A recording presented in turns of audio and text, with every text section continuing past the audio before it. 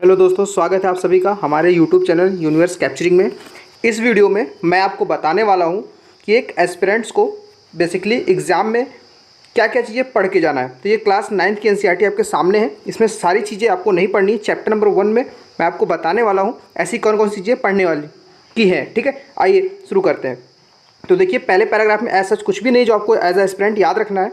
यहाँ पे लोकेशन से इंपॉर्टेंट चीज़ें स्टार्ट होती हैं। देखिए, मैंने मार्क कर रखी हैं। ठीक है, इसमें हाईलाइटेड एरिया है जिसमें बताया हुआ कि इंडिया टोटली नॉर्दर्न हेमिस्फीयर में पड़ता है। ये बहुत इंपॉर्टेंट फैक्ट है। ठीक है, स्टेटमेंट के फॉर्म में आ जाता है। वहीं पे इसका लैटिट्यूडनल रेंज जो है 8 डिग्री 4 मिनट नॉर्थ से 37 डिग्री 6 मिनट नॉर्थ तक। वहीं पे लॉन्गिट्यूडनल 68 डिग्री 7 मिनट ईस्ट से 97 डिग्री 25 मिनट ईस्ट तक है। वहीं पे ट्रॉपिक ऑफ कैंसर जो है इसको 2 इक्वल पार्ट्स में डिवाइड करती है इंडिया को। ये काफ़ी इंपॉर्टेंट है। ठीक है, बाकी आप सब देख सकते हैं कि अंडमान एंड निकोबार आइलैंड्स हैं इनके पास। इंडिया के पास मेनलैंड एरिया है अपना, साउथ ईस्ट और साउथ वेस्ट का कनेक्ट करता है। ठीक है, लक्षद्वीप आइलैंड्स हैं जो बे ऑफ बंगाल में है। ठीक है, और अरेबियन सी में रिस्पेक्टिवली। इट मीन्स कि जो आपके अंडमान और निकोबार जो है वो बे ऑफ बंगाल में है और लक्षद्वीप अरेबियन सी में है। और लक्षद्वीप के नीचे ही आपका मालदीव पड़ता है, ये पता होना चाहिए। उसके बाद इंदिरा पॉइंट इंडिया का 2004 में सबमर्ज हो गया था। आपको ये पॉइंट काफ़ी इंपॉर्टेंट है। वहीं पे साइज़ की बात करें तो इंडिया का एरिया दिया हुआ है 3.28 मिलियन स्क्वायर किलोमीटर। वही वर्ल्ड के एरिया का 2.4% है। यहाँ पे मैप बनाकर इंडिया की सेंट्रल लोकेशन बताई गई है। आप देख सकते हैं कि बिल्कुल सेंटर से इक्वेटर जा रही है। ठीक है, 0 डिग्री लाइन यहाँ पे इक्वेटर है। उसके ऊपर इंडिया की लोकेशन देखिए, इक्वेटर के जस्ट ऊपर यानी नॉर्दर्न हेमिस्फीयर में कंप्लीटली है। और 0 डिग्री जो वर्टिकल लाइन है, ठीक है, यानी कि लॉन्गिट्यूड, उसके ईस्ट साइड में। तो इंडिया टोटली ईस्टर्न और नॉर्दर्न हेमिस्फीयर में पड़ता है।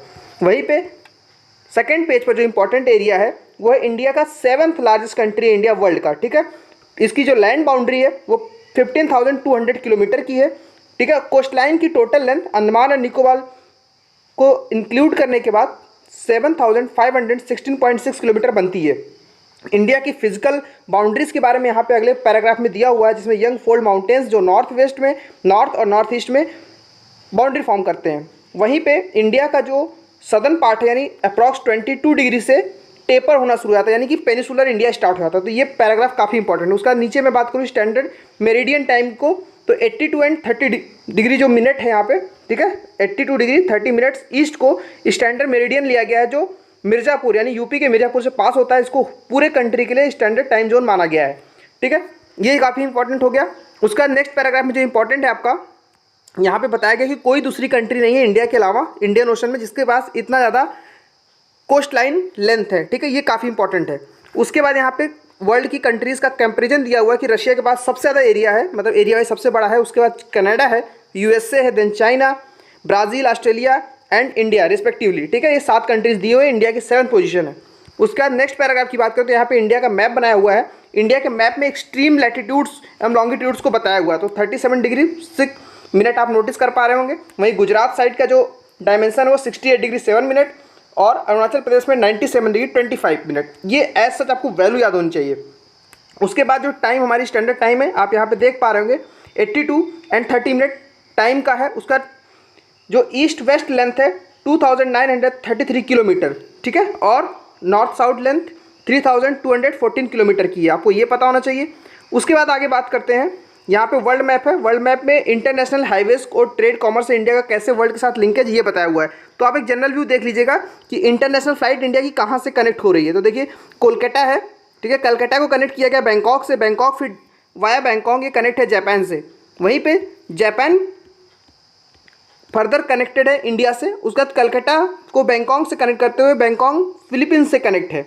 और इंडिया में चेन्नई जो लाइन है एयर लाइन्स वो मलेशिया से कनेक्ट है। उसके बाद मलेशिया के थ्रू ऑस्ट्रेलिया से।